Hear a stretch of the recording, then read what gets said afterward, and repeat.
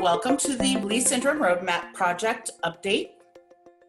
I have a few announcements. I wanted to let you know that if you were not able to attend Power Surge, our virtual symposium on June 26th and 27th, the session recordings are now available at www.umdf.org/powersurge. I encourage everyone, if you did miss it, to hop on. There's all sorts of new information about clinical trials, really interesting stuff. This will eventually appear on our YouTube channel, but is currently housed at PowerSurge, umdf.org/PowerSurge. I also wanted to announce the initiation of a new permanent educational program that we will be doing at the UMDF called Ask the Mito Doc webcast. We actually started these back when we needed to help you learn about coronavirus and its potential impact on patients with mitochondrial disease, but it was so successful that we will be continuing this program moving forward. So our very first event will be held on August 12th, 2020 at 8:00 p.m. Eastern Time. It will be called Back to School. And we'll talk about those topics that I know are on the minds of many, many parents right now. This talk will feature Dr. Amy Goldstein and Beth Heyer from CHOP. You can register right now at www.umdf.org/events. We will be sending out an e-blast probably in a week or so.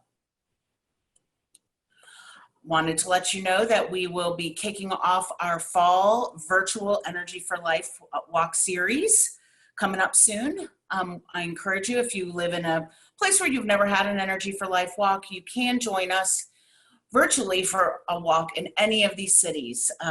We decided we had to go virtual because it wasn't safe for you to be together, but just like mitochondrial doesn't stop because of coronavirus, neither do we. So we're gonna keep working, and we hope you'll join us at one of our virtual Energy for Life walkathons. Want to thank all of the charitable groups and all of the wonderful partners that we have that have allowed us to do virtual programming in this unusual time. They've been wonderful, and we're so thankful. And thank you all for joining. I'm going to get out of this and stop sharing. And a little bit of housekeeping. Most of you know how to use the chat feature at the bottom of your screen. I would encourage you to use that to communicate with each other. If you can't hear or you need something from me, to communicate with me there. If you have any questions for the speakers, please utilize the Q&A button at the bottom of your screen. That's where we will be soliciting our questions. We will hold off on answering questions until the end of Phil's presentation. We hope to get to all of the questions today, but if we don't, I will make sure that we find a way to get those answers to you. So without further ado, I would like to introduce, let's see. First, Phil Yeske. Phil is the UMDF Science and Alliance Officer, and he will be doing the presentation today. Well, thanks, Margaret. Yeah, it's really great to be here with everyone. Maybe before I jump in and start talking about this project, it might be good to introduce a couple of the guests that we have with us that are involved with this project as well. So I'll start with Dr. Bruce Cohen, who I think is familiar to most, if not all of you on this call, as a long tenured mitochondrial disease clinician who has seen a lot of Leigh syndrome patients over the years. And I'm pleased to say that he is the chair of this project from the clinician side that I'm going to describe tonight. But I'm also joined by two patient group colleagues, and I'm really thrilled that they could join us as a matter of timing. The first is Lori Martin from the People Against Leigh Syndrome down in Texas, The other is a little bit further away, all the way on the other side of the earth. And that's what allowed us to tie them in. It's already Tuesday morning, no, I guess Wednesday morning now, sorry, in Australia. And that's Sean Murray, the CEO of Mito Foundation. These two are two of the four colleagues from patient groups around the world that were working very closely on this project. So I'm thrilled to have them here. I've encouraged them to jump in if there's anything they want to add. And certainly when we get to the Q&A, they may have some perspective they can share with you as well. I'm flying a plane. Margaret, just wondering, do you want to go ahead and mute out everybody, or? I will, yes. I will be muting everyone. Please take a moment to mute, and if not, I'll be muting in a second. And I will Great. Go ahead and while you're doing that, I'm going to go ahead and get my slides up. Fingers crossed. Am I sharing? Yes? Margaret, good? Somebody give me a thumbs up. Yes, no? You're good. Yes. Okay, great. Thank you. Okay, so going to talk about the Leigh Syndrome Roadmap Project tonight. Going to mention a lot of different organizations, a lot of different names along the way. I thought I'd really share sort of a timeline, if you will, of how this all began and where we stand now and what we're getting ready to do. It's all really exciting, and really happy to be sharing it with you tonight. And thinking about this, when Margaret asked me to present this, and of course I'm representing UMDF, but I'm really trying to strike a voice that represents all the collaborating partners on this.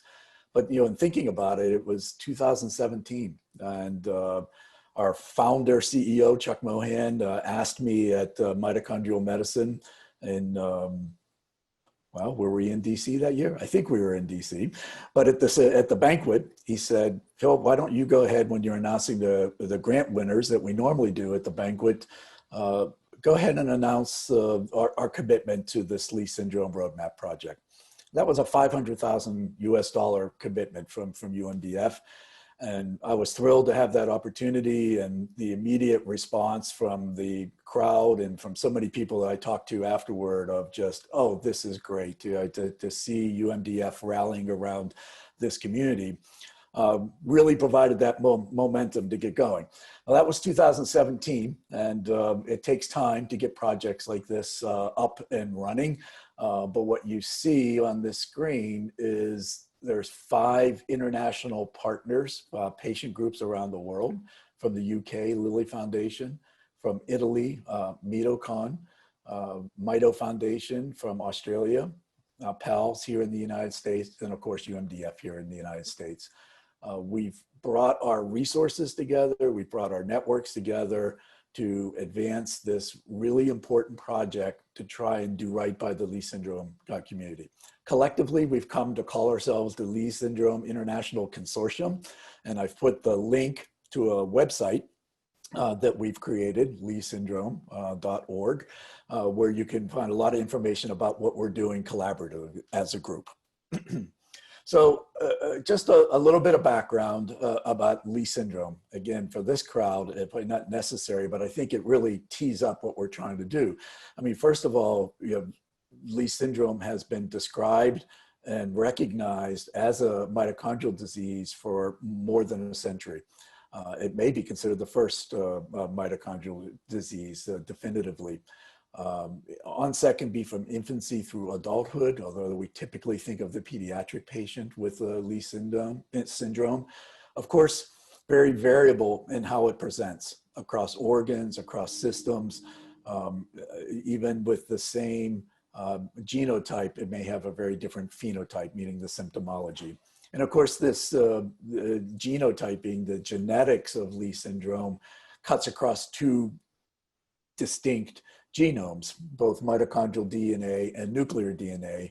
And at this point, this slide says over 75 genes. This is literally almost day to day being updated. I believe we're now up above 80 definitive pathological genes that will result in Leigh syndrome. The incidence is not definitive. We don't have great epidemiology around this, but the estimate is 1 in 10,000, 1 in 40,000 births, so definitely rare. But it's these last 4 bullet points that I think are really important and what tee up the work that we're trying to do.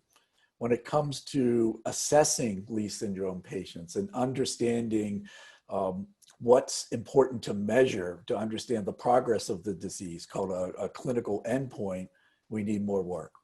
When it comes to diagnosing and getting the patients to be able to fill clinical trials to address Leigh syndrome, we need more work.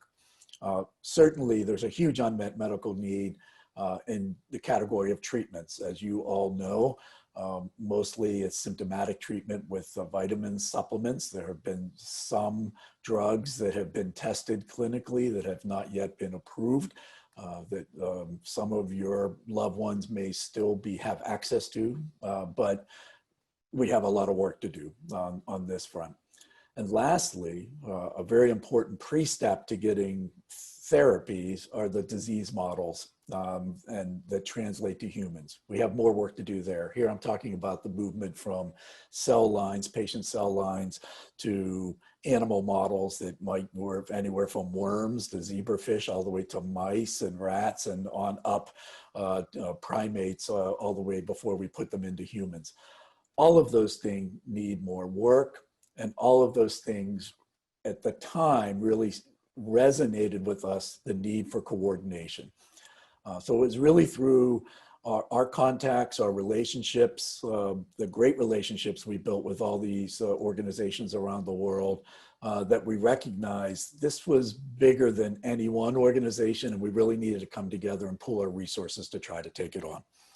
So we established in 2018 the Leigh Syndrome Roadmap Project. The goal was pretty easily defined, right? To impact the lives of those affected by Leigh syndrome by developing and implementing research programs predicated on intensive collaboration. Again, if the patient groups who were going to lead this project were collaborating, we wanted to make sure that our academic clinicians, researchers understood collaboration was going to be at the heart of this project. That we had to break down barriers and find ways to be as effective as possible. We chose to use the roadmap framework that UMDF fleshed out a few years earlier, where we tried to define 3 silos for our research programming. The first around diagnosis. We have to improve the diagnosis of mitochondrial disease patients. Of course, we have to develop better treatments, therapies for mitochondrial disease patients. But we also need to take care of those, right? The clinical care of mitochondrial disease patients, very important as well. So we think these 3 silos, if you will, are very representative of what we're trying to do with the Leigh Syndrome Project as well. When it came to funding it, in addition to UMDF committing to $500,000 US, our other partners that I've listed contributed in total another $500,000 US. So from the beginning of this project in 2018, we had firm commitments across 5 organizations to put $1 million US as a starting point towards this project. That opens up a lot of opportunities to do things differently than we might do individually. And so I'm going to talk about some of those things here going forward. So we started with a whole series of discussions with investigators, clinicians around the world, patient groups as well. And, this was in 2018, we started working on it. It wasn't until 2019 that we really got the people together, right, to make it happen, but we wanted to take the time to set the foundation. And the things that came out of those small discussions were, if we can move the needle with respect to clinical trial readiness, right? We know there's a lot of companies out there looking at a lot of different approaches to addressing Leigh syndrome and other forms of mitochondrial disease. But if we're not ready as a disease community in terms of having the patients identified and characterized so that cohorts, right, groups of patients can be built to fill these clinical trials, it won't matter, right? If the right drug comes along, if we don't have the patients that are willing to participate in these clinical trials. So we had to think about what's the infrastructure to be successful in being ready for clinical trials. Quickly, we identified the need to coordinate preclinically as much as clinically, meaning while it's still in the lab, right? I talked about these disease models, who has what, where, and can make it available. So that's a really important part of this.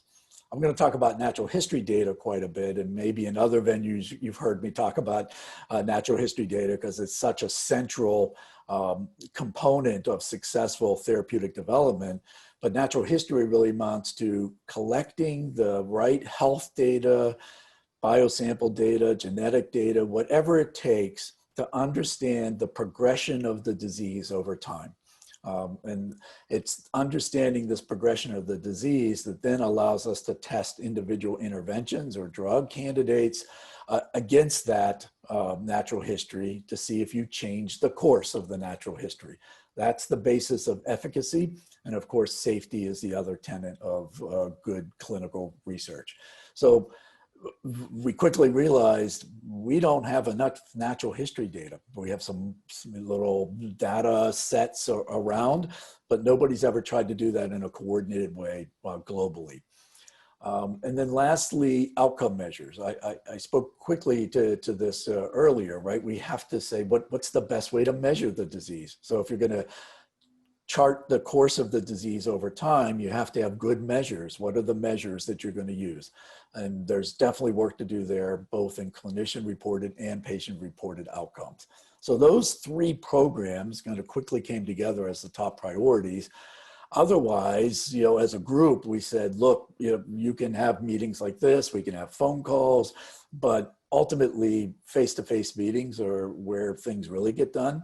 Of course, we were naive to a pandemic like COVID at that time, which really puts challenges on face-to-face meeting. That goes without saying. But to the extent that we could early in this project, we felt it was really important to meet face-to-face. And that we had to establish those priorities early on so that we didn't run down a path and then get 6 months or a year in and have to work our way back out because we finally discovered that maybe there's a better way to do it. And so frequent meeting was an important part of those outcomes. So we knew we had the UMDF symposium in 2019 in Washington, DC. We knew there was a Wellcome Trust meeting in the UK in December of 2019. So roughly 6 months apart, where we could keep that regular, frequent cadence of coming together to talk about the priorities of the project, the progress we're making, and what are the priorities going forward for next steps. So sorry, that was supposed to say 2020 meetings, and we don't want to talk about that because that is a really challenging place we all find ourselves right now, in that we want to advance things, but obviously coming together in large groups is, at least for now, on hold.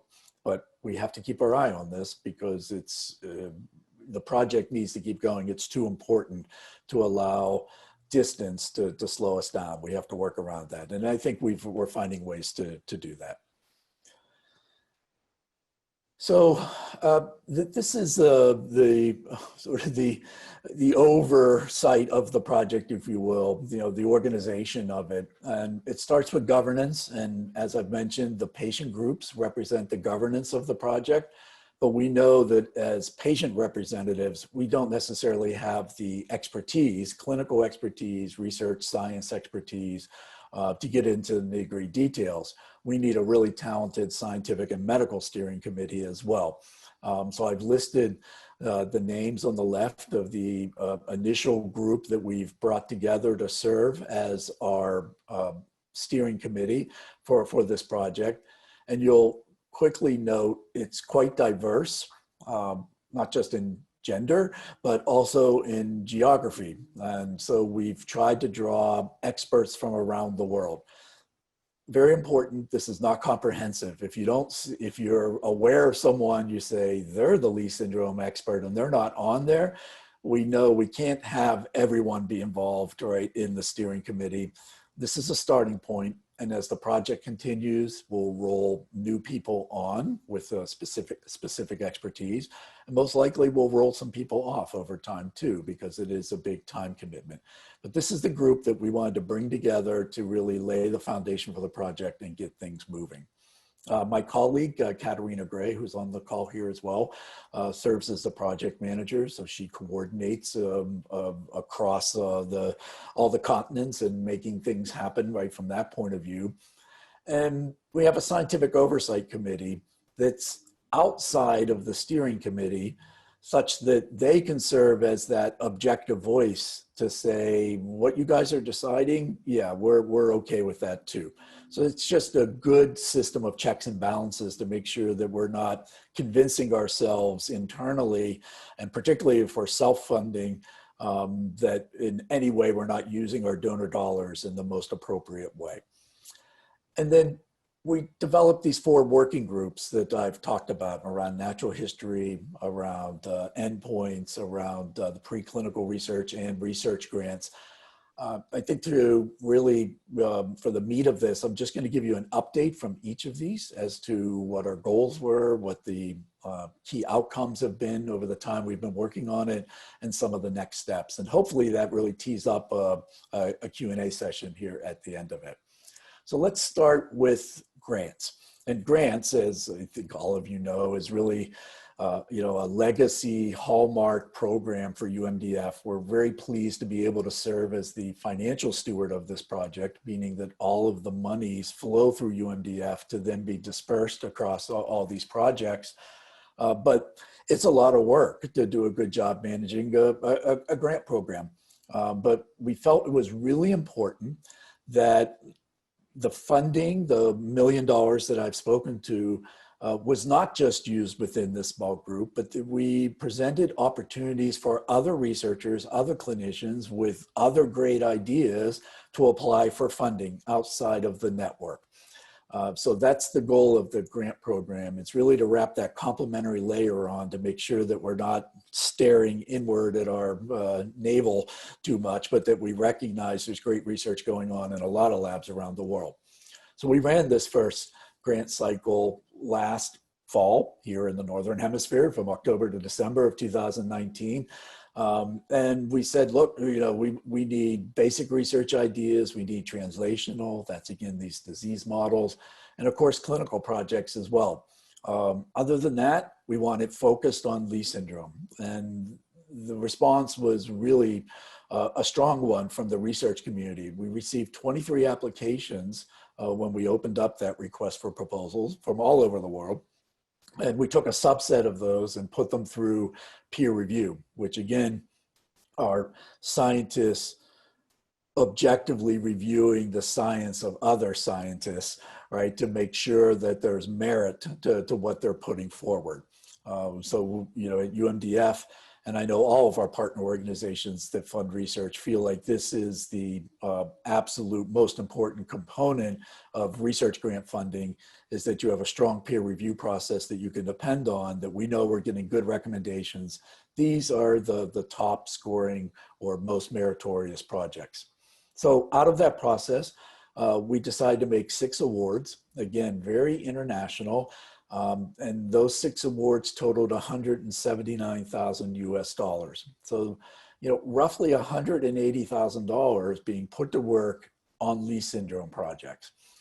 And, I think time tonight prevents me from going into great detail on any one of those. I think it's a good opportunity to show off the website, leighsyndrome.org. There's a dedicated page for the grants. We have the titles, the investigators, the institutions, and we have summaries of each of those projects on that page.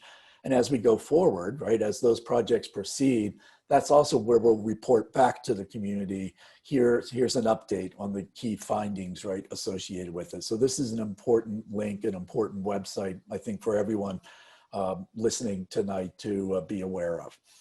So thinking about what's next, because that ended in roughly January of this year, we made those awards. As a group, from a governance point of view, we decided, okay, in this next year, we want to do another grant cycle. We tentatively have it planned for mid-2021. The timing a little bit will depend on what's going on in the world and how easily the labs have come back to work and opened up in the clinics. But we've got a placeholder in our budget to conduct another grant cycle and hopefully fund a lot more great projects outside the network using that mechanism. So the second work group updates, I'm actually combining two here because natural history and outcome measures, really are one and the same. They're integrated with each other, right? Absent outcome measures, you can't conduct natural history. So we're kind of looking at that as a collective working group. And here, as I mentioned, our goal as a consortium is to facilitate the collection of as much natural history data as possible around the world.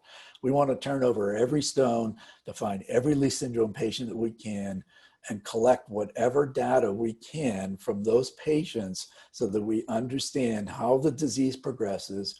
We build big data up, then we have tools to analyze that data, come up with better research ideas, and hopefully what comes next, the very important step, is the drug development world saying, you know what? I think we have something that can address that because we understand the mechanism, we understand how the disease progresses. So all with an eye towards facilitating clinical trials for Leigh syndrome and ultimately developing drugs. So the key outcomes from the first year plus on this project, because now we're up to 2019, 2020, we've actually done a lot of work in this group. This has been the bulk of the work, frankly. I mean, the grant program, it takes some resources to run it, a lot at the beginning, a lot at the end. But in the background, this is where the most collaboration has been taking place and certainly the most discussion that's been taking place. How do we develop, first of all, the infrastructure to collect data around the world, share it, analyze it, make sure we're handling that data in an appropriate way? That's a big undertaking in and of itself. But we've invested time and some of the funds associated with the project to putting this together. We feel really confident that we've got a great backbone now in place to facilitate that data collection that will make natural history take place. The other large project was reaching some consensus within our scientific and clinical steering committee on which outcome measures are we going to use as part of that natural history data. And here we quickly realized we're never going to get to 100% consensus. That's impossible. And frankly, we probably shouldn't because it's important that different regions, different groups have different views about what's important, but there should be some commonality. And that's what we're really focused on was what are the core outcome measures that whether you're a patient in Melbourne, Australia, or in Cambridge, UK, or in Houston, Texas, here in the United States, these core outcome measures are going to be performed and performed as consistently as possible so we can build up as much data around the core. Then all the other data that gets wrapped around it because different labs may have different assessments they're applying, that's icing on the cake. That's just adding even more. But we really want to build that core as quickly as possible. So that group was meeting frequently and through a lot of discussions. Here in mid-2020, we had a meeting that really said, okay, we're ready to go. So Children's Hospital of Philadelphia is going to serve as our de facto data center for the network. But we've put in place IT infrastructure that will allow the local sites of the network to collect their data, right, locally, transmit it securely into Children's Hospital Philadelphia in a de-identified way so that no patient can be identified that way, allow analysis to take place within CHOP with the tools they have available, and then share back out to the group. So that's a big part of the next step now is how do we move from a single site collecting data like CHOP to 8 or 9 sites around the world. And we just have to get ethical approvals, institutional review boards to sign off on this overall process. That takes some time, but we're making good progress on it. The other aspect, right, we have to be very upfront with ourselves is that we have to fully assess what does the gap look like between the resources we have available at all these sites around the world and what we need to be able to collect all of the natural history data. That could be people, like study coordinators that oftentimes meet with patients, right, in a clinical setting, or genetic counselors. Many different allied healthcare individuals are involved in a clinic. So we have to understand who's available where. But it oftentimes requires software and other tools. It could be something like an iPad, right, to facilitate a certain outcome measure. So we're in the process right now of assessing what the current capabilities are across the network. And by that, we'll then determine what the gap is between what we have, what we need, and we'll see how much of our budget can cover that gap. But that probably drives the need to raise additional funds. And if I haven't mentioned it already, that's a really important component of this. $1 million is not going to get us to what we want ultimately across those three silos. It's a great start, and it's a really important start, and it's only through the generous donations, right, of all of our respective patient communities that we can even make that happen. But we're going to need a lot more money on that to be successful. But success brings additional fundraising.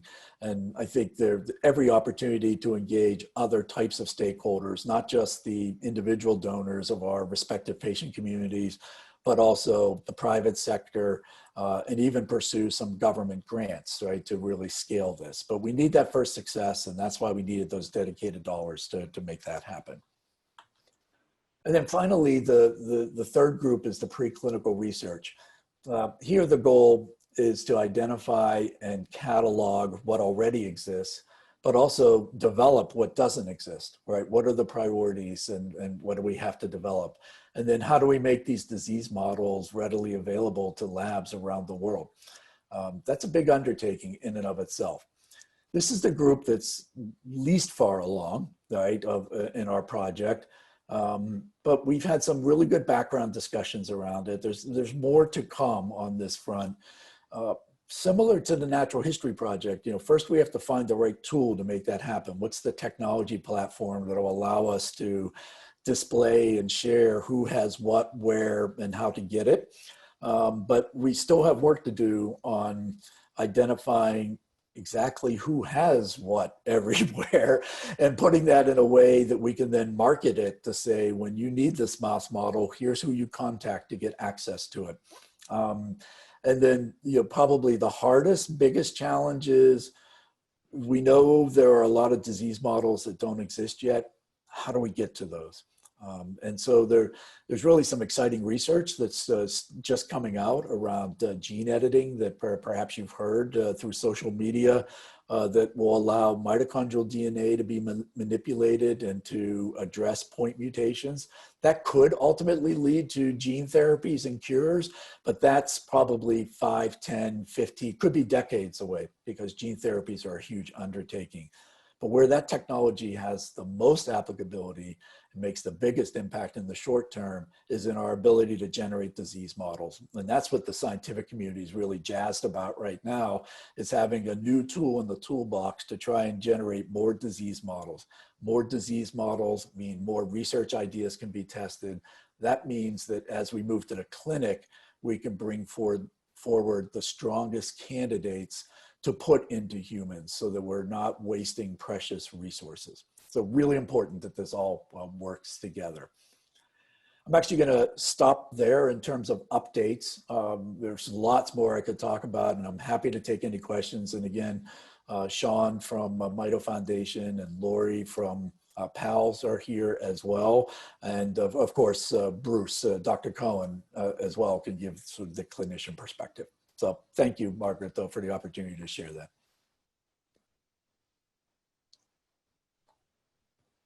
Well, thank you, Phil. Thank you for the presentation. I have been collecting some questions from a variety of places. Thank you for your text messages and emails. And I have a few questions that I'd like to run through first. Sure. And then we can continue to accept questions through the Q&A button at the bottom of your screen, but I'll get started with the first one.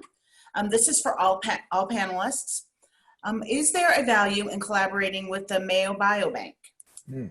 Absolutely. So I did not, I'll jump in here, sorry, fellow panelists, but I didn't mention that specifically, but in terms of thinking about the data that makes a difference in biomedical research, health data that comes out of electronic health records and that is collected when you're at the clinic, genetic data that takes place if you get next generation sequencing done, right, genetic testing.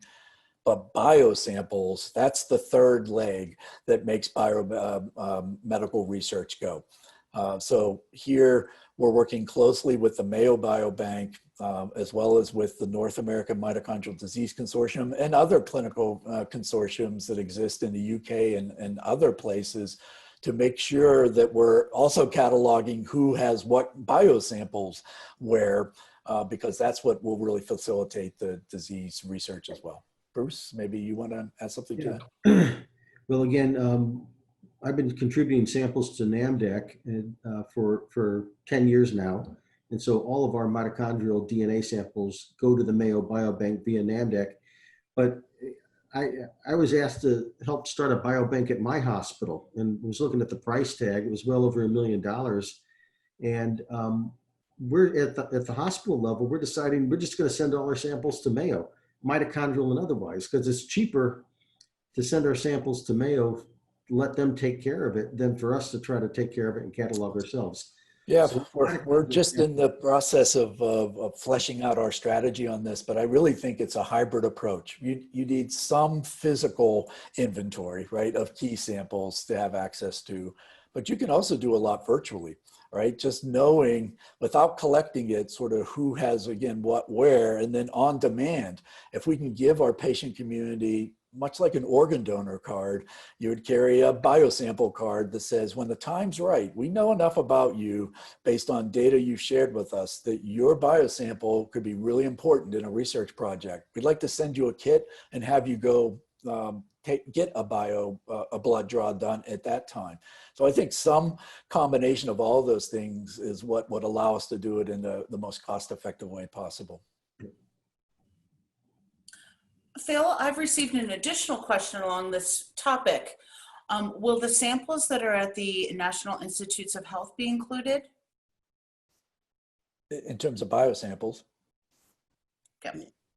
Well, yes, and there are private collections, right? This comes to the coordination piece, right? Every clinician that does research has their own freezer full of samples, right, that belong to their institution. But depending on how the patient was consented when they drew the blood or took the biosample, a skin biopsy, many times those samples can be used by others for research purposes. So it's a bit of a it depends answer, Margaret, unfortunately.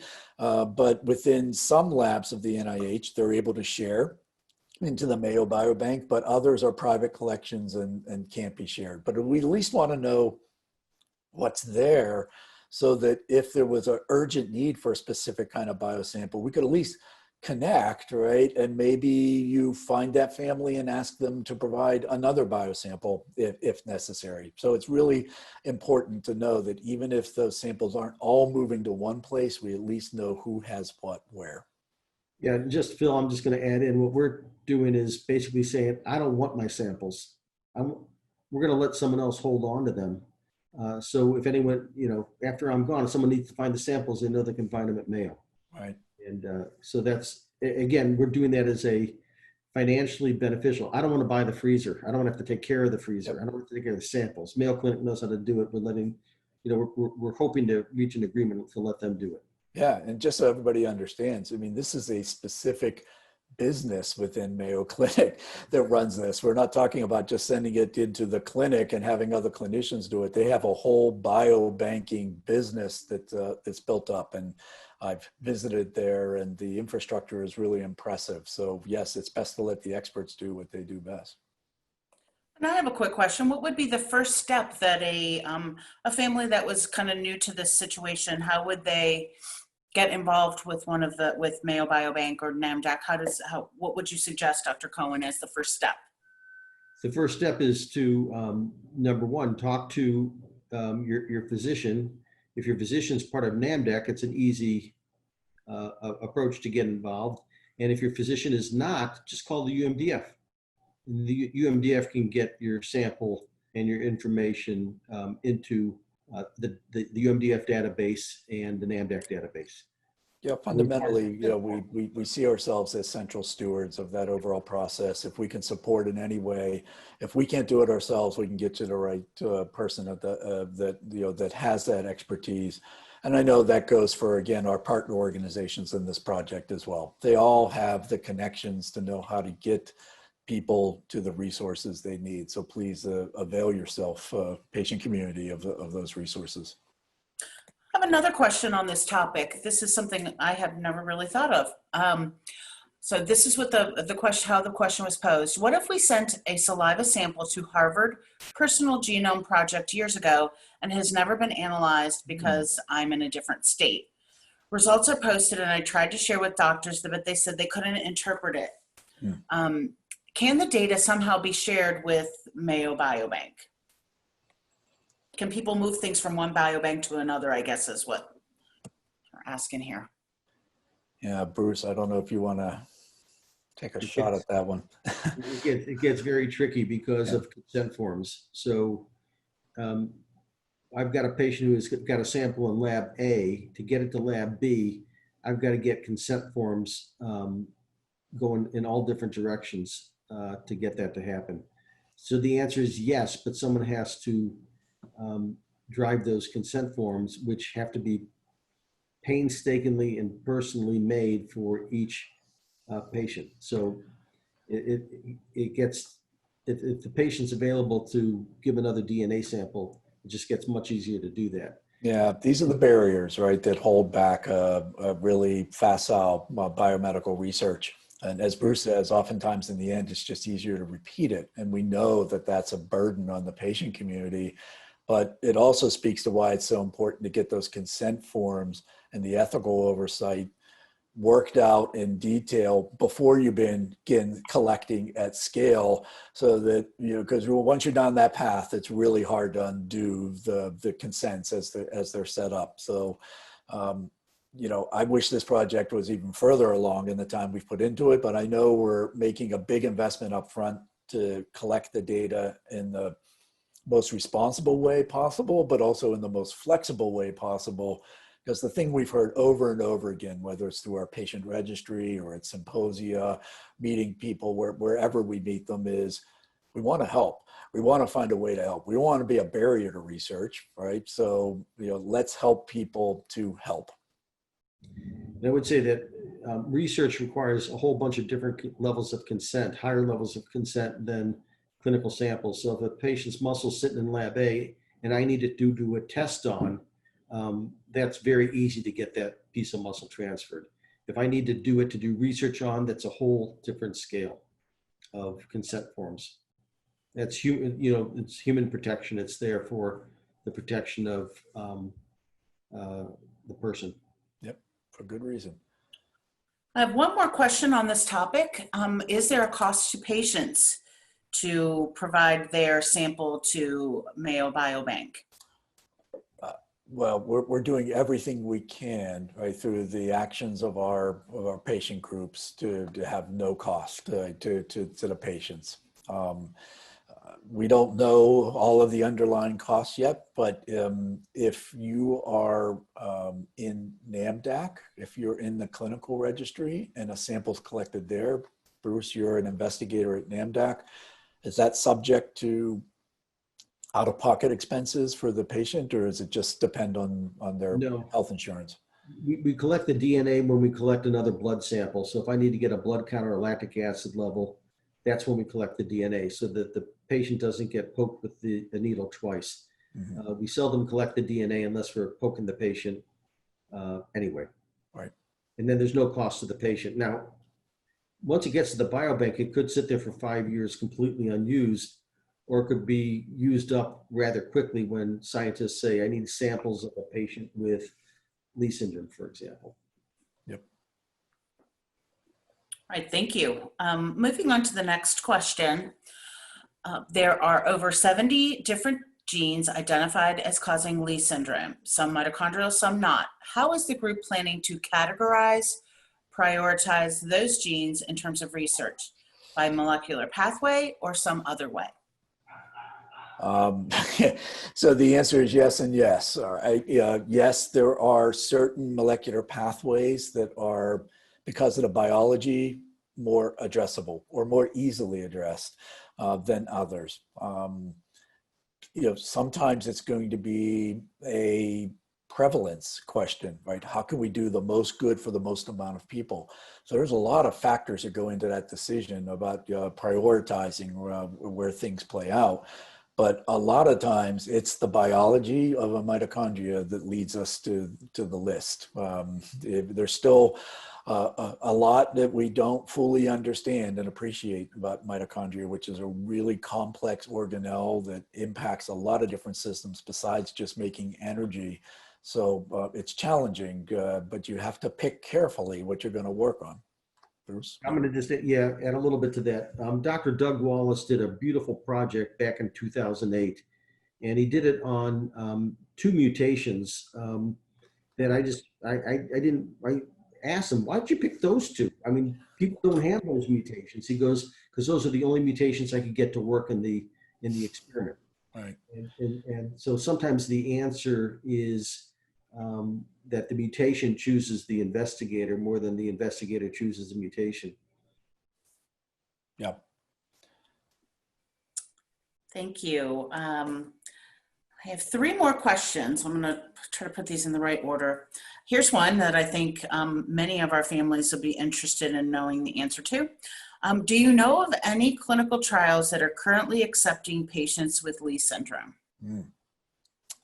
So we will have a clinical trial opening soon for the treatment of mitochondrial epilepsy. It's with the drug EPI 743, originally developed by a company called Edison and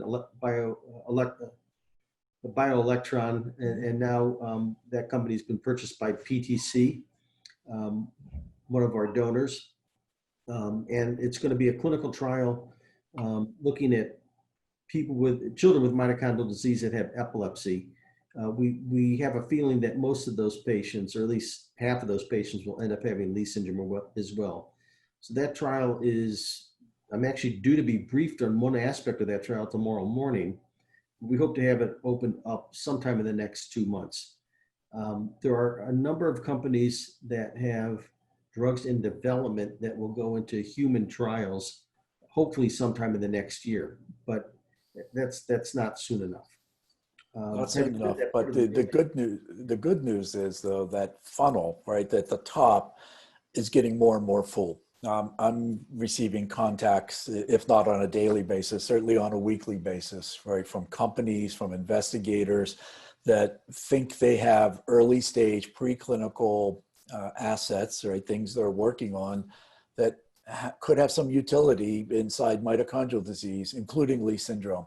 That's really exciting because having been involved in this community now for 15 years, in 2005, there wasn't much of any discussion like that taking place. Even 5 years ago, we maybe had 1 or 2 or 3 or 4 companies that were either engaged in clinical trials or planning for it.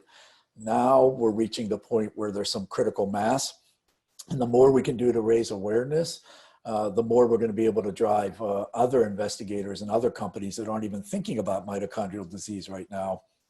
Maybe they're thinking about Parkinson's or Alzheimer's or diabetes. These all have mitochondrial function as a central component of their pathology. So it makes total sense, especially to us, that you would test these interventions in the rare disorders like mitochondrial disease before you move it out into much larger populations. So that's a way we could quickly grow the top of the funnel. And unfortunately with drug development, it's very much a numbers game. You need to move through as many as possible because 80% of drugs still fail after they get to the clinic. They are daunting odds, but we can't give up in the face of those odds. We have to keep trying because we learn even from the failures. And ultimately, that's what's going to deliver us the successes. Thank you, Phil. Next question. How do we help raise funds and donate to this project? Yeah, I wish my development, Beth Whitehouse was on here. She would be jumping in, right now. I'll do my best to cover for her. We very much appreciate, all of the donors that either provide unrestricted funds to us, allowing us to put to programming and to advancing the mission of UMDF across education, awareness, support, and research.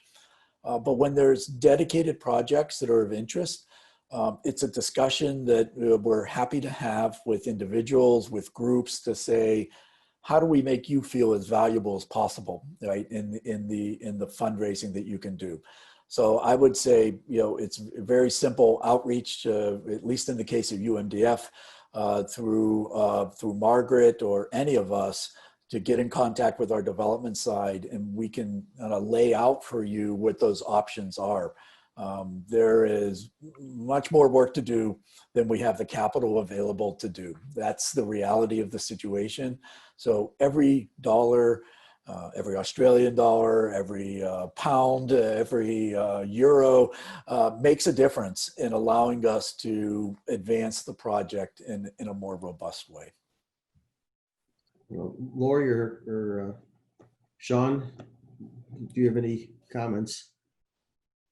Certainly from the Australian perspective, if I know there's a few Australians on the call today, the Mito Foundation is certainly committed to supporting this consortium and this initiative beyond the initial pledge that we've made and the commitments that we've made. And so we are actively looking and willing to channel those funds through into this initiative as well. So we're certainly open to that. We're also looking at localized opportunities with philanthropists, with corporations, and potentially government to bolster the commitment that's already been made from the Mito Foundation and the Australian community towards this initiative. So please just get in touch and we can facilitate that as well. Thank you. I have one last question. And actually, there's one that's slightly off topic that I know it's on everybody's mind, so I'm going to ask it anyway. Dr. Cohen, COVID patients, have you had many with mitochondrial disease? So none of my mitochondrial patients have had COVID or have been diagnosed as having COVID. The two questions that are coming through to me every single day that I see patients is, should I send my child back to school? And that includes children who have Leigh syndrome, as well as the parent. The child may be healthy, but the parent, who is my patient, who has a mitochondrial disease. So that's the first question. The second question is, should I be first in line for the vaccine?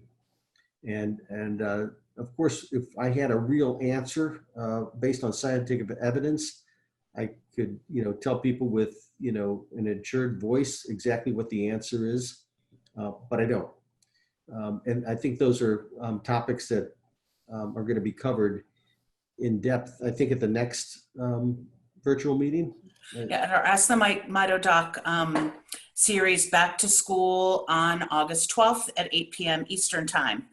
But having said that, right before this meeting, I was on a phone call with neurologists taking care of all sorts of chronic diseases. So MS, multiple sclerosis, muscular dystrophy, you name it, they were on the phone call where we did discuss this. And the vast majority of neurologists for neurologic diseases, I threw it out. I'm telling people, don't be first in line for the vaccine. Get vaccinated in the second wave. Let's find out what the side effects of the vaccine are going to be. And I would feel more comfortable for my patients getting that vaccinated in the second wave of people.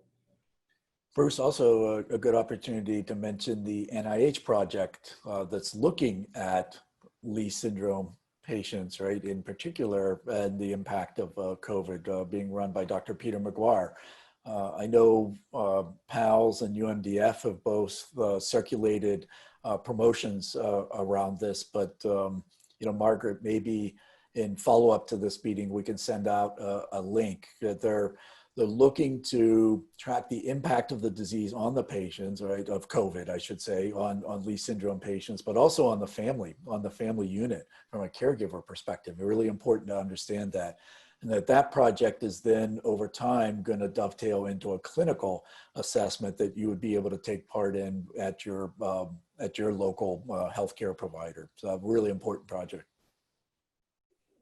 Thank you. And one more additional question has come in since we've been talking, and it's one that I'm interested in the answer to.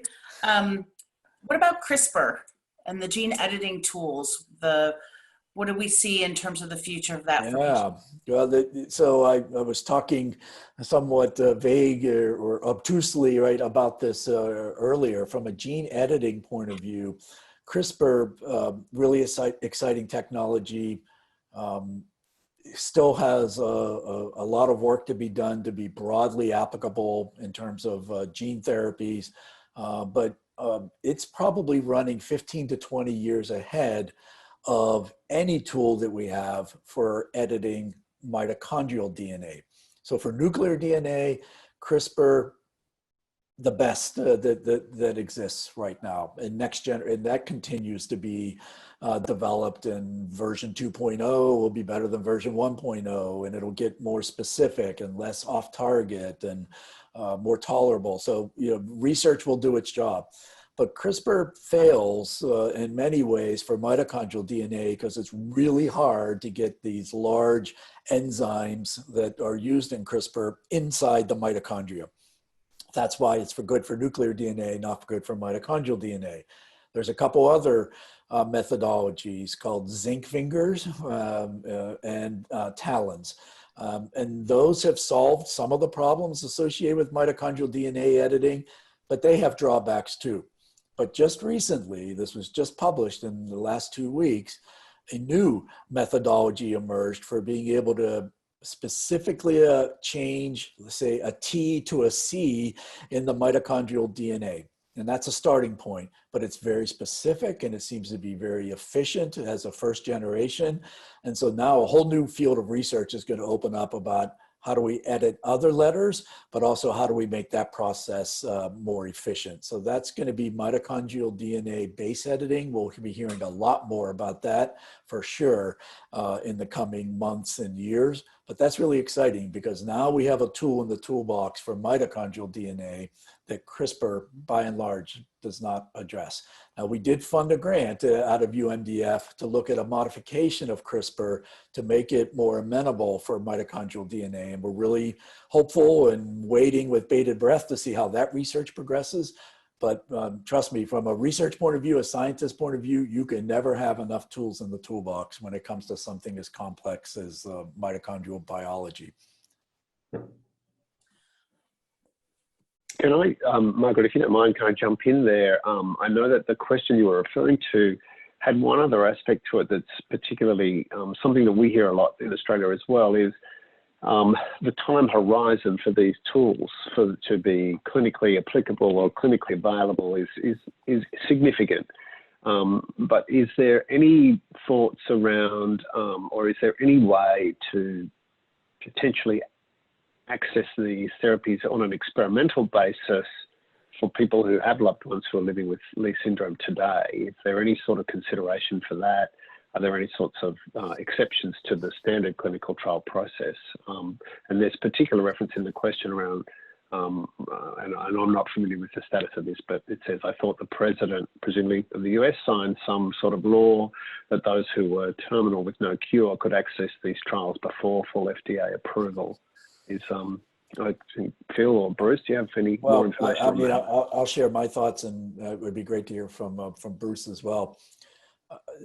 That's sort of at the edge, right, of the utility.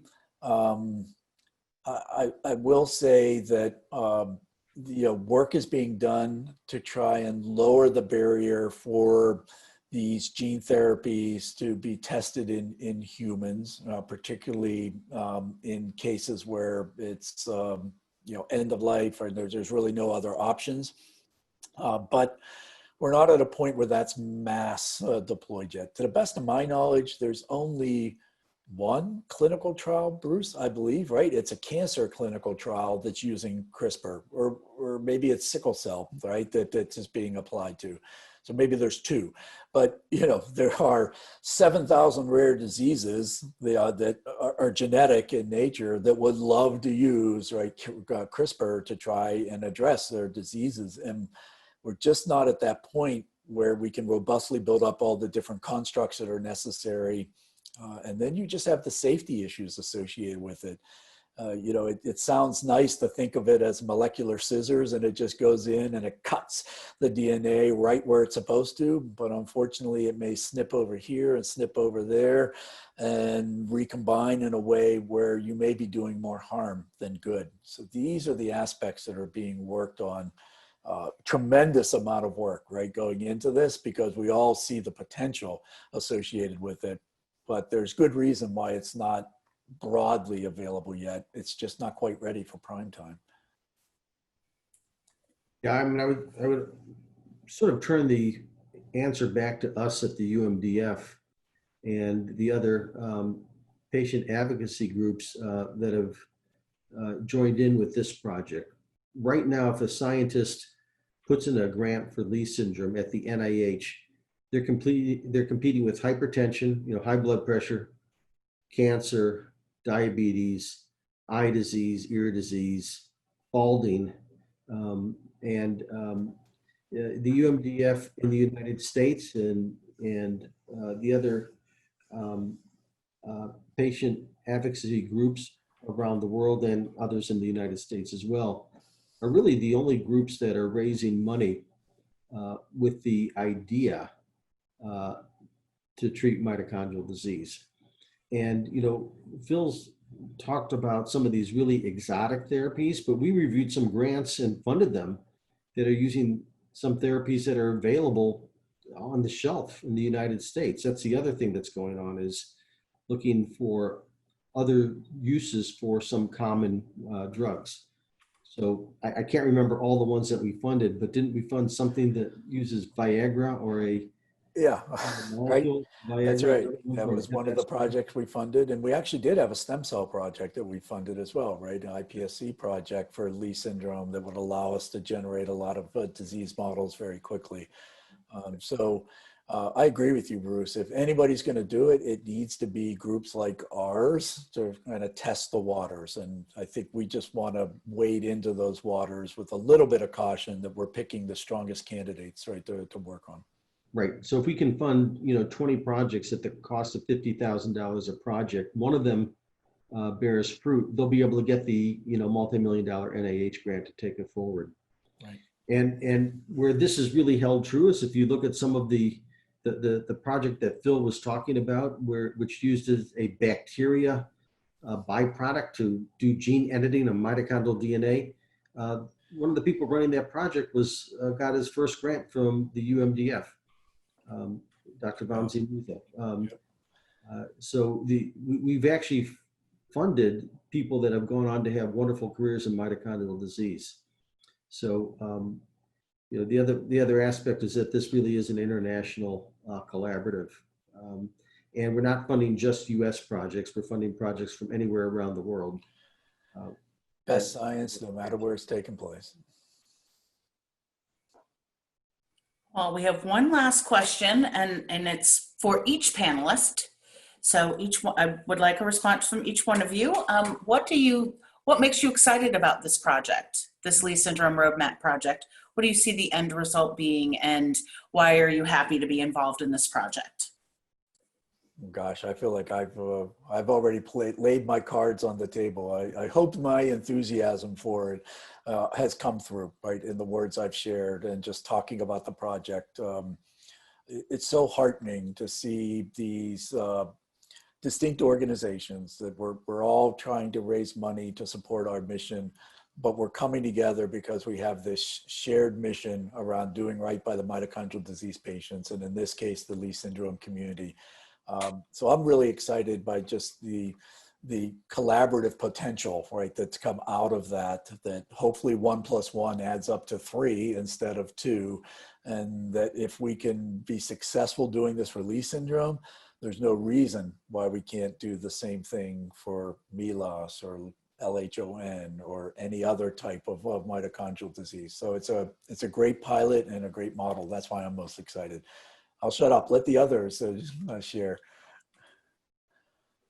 Dr. Cohen, do you want to go next? So 5 years ago, if you would have asked neurologists, name a incurable disease that's not going to ever get cured, they would tell you spinal muscular atrophy. It's the Lou Gehrig disease of infants.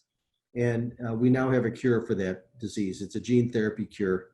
We diagnose babies when they're a week old because we're now testing for the disease as part of newborn screening, and they get the gene therapy as soon as we can after that. And these are babies that were destined to die by the age of 2, and they're now sitting up and walking. So if we can do that in the most incurable disease, we'll be able to do it in mitochondrial disease. We just need to fund the projects that are going to get it done. Thank you. Sean? Thanks, Margaret. I think from the Mito Foundation's perspective, the thing that gets us excited about this is the potential. It's us maximising the chance that we've got to make a positive impact for people whose lives have been touched by Leigh syndrome. We're by working together, we're maximising the opportunity and the potential that we have of making a difference, a positive difference there. I think that coupled with what we're seeing, as Phil alluded to earlier, in this sector generally, as more and more potential therapies are evolving and we're identifying them, we're trying to do this work, get out in front and get out in front of that drug development to make sure that the system has the best possible chance at rapidly progressing these potential therapies so that they can translate into treatments and cures for our patient community. So that is what excites me. And this is potentially one of the more exciting approaches to research funding that the Mito Foundation is involved in. And I think, as Phil said, this could be a great exemplar for the way we go about work moving forward. Thank you, Sean. And last but not least, Lori. Hi. I think they've captured everything that excites me as well. I would say that one thing I'm most passionate about is just my motivation for it. And it has been an amazing experience to be able to work with such smart people in the room. But every day I'm reminded of why I'm doing it. And I think that with all of the families on the call too, it really comes down to the why is what makes me the most excited and the most motivated to help take the hard-earned dollars that our group has raised and put them towards something like this. I don't think there's any other project out there like this that's going to give us an international footprint to really help solve this issue. And so I would say I'm excited, but I'm more daily motivated by That's why we my do. daily motivation in her. So. Oh, thank you, Lori. And for all of the attendees, thank you for joining us tonight. I think this has been super interesting. I learned a lot. Thank you for your insightful questions. And we will be meeting as a group again in September. So keep an eye on your inbox for the next meeting that we will be hosting. Again, thank you for joining us, and we will see you soon. Right. And thank you especially to our wonderful speakers and guests. You've been amazing, and